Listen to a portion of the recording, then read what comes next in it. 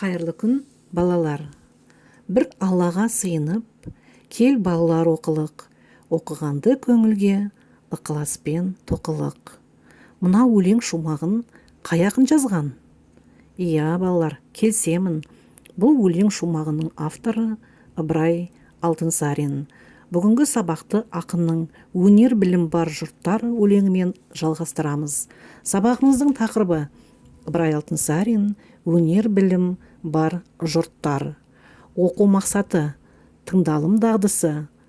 Тыңдалған мәтін мазмұны негізінде көтерілген мәселеге өз ойын білдіру, сұрақтарға жауап беру.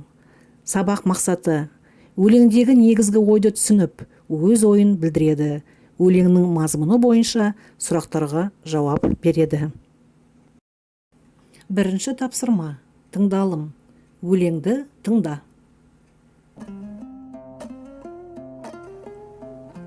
Өнер білім бар жұрттар тастан сарай салғызды, айшылық алыс жерлерден көзіңді ашып жұмғанша жылдам хабар алғызды. Аты жоқ құр арбаны 1000 шақырым жерлерге күн жарымда барғызды. Адамды құстай ұшырды, мал істейтін жұмысты отпен суға түсірді. Отынсыз тамақ пісірді, сусыздан сусын ішірді. Теңізде жүзді балықтай, дүниені кезді жалықпай. Білгендерге осылар бәрі дағы анықтай, білмегенде танықтай. Бізде бекер жатпалық, осыларға таныспай, ат өнері білінбес, бәйгеге түсіп жарыспай. Желкілдеп шыққан көк шөптей, жасөспірім достарым, қатарың кеттау алысқай, ұмтылыңыз қалыспай. Біз надан боп өсірдік иектегі сақалды, өнер жігіт көркі деп ескермедік мақалды. Біз болмасақ, сіз барсыз, үміт еткен достарым, сіздерге бердім батамды. Айтылым. Енді балалар, өлеңде берілген ойды түсініп, суреттермен байланысын анықта. Өлең мазмұнына қарай суреттерді ретімен белгіле.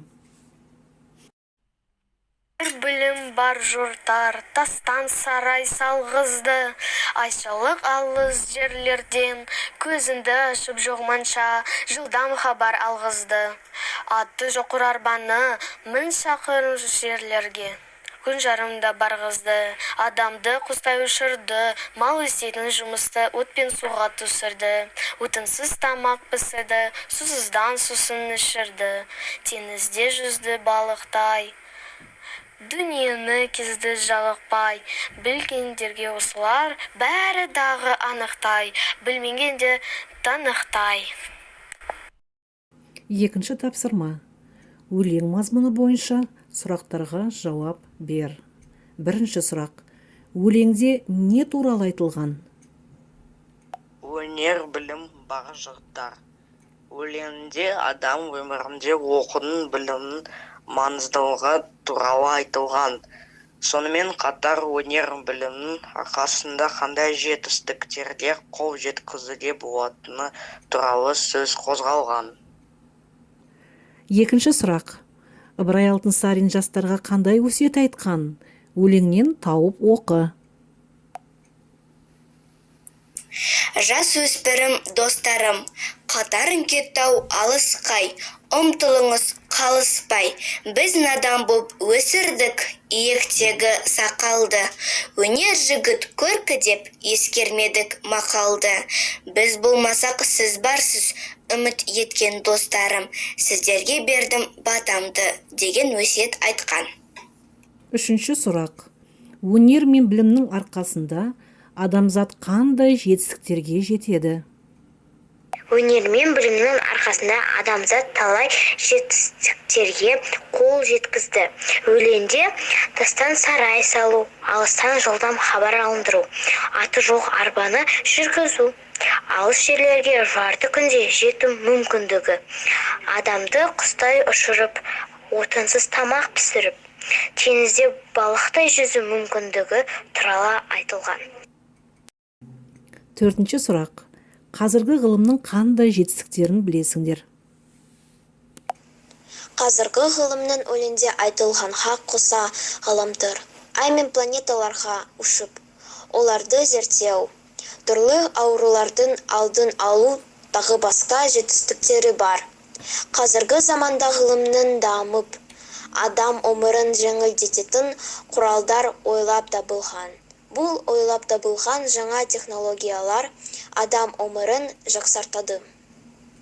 Жарайсыңдар балалар. Келесі 3-ші тапсырма.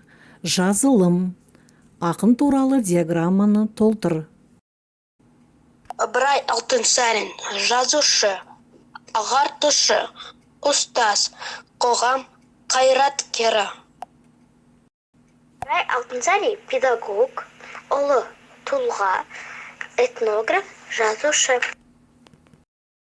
Ыбырай Алтынсарин мұғалім, аудармашы, аса көрнекті ғалым, мектепті ашты.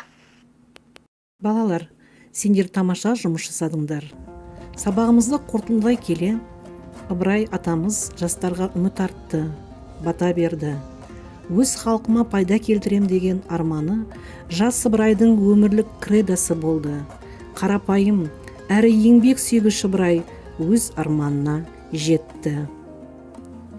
Бүгінгі сабақтың мақсатына қайта оралсақ, өлеңдегі негізгі ойды түсіндік, өз ойымызды білдірдік, өлеңнің мазмұны бойынша сұрақтарға жауап бердік. Сабағымызды аяқтамас бұрын әр қайсымыз келесі сұрақтарға жауап берейік. Не білдің? Не жеңіл, қызық болды? Не қиын болды? Сабақ аяқталды. Сау болыңдар балалар.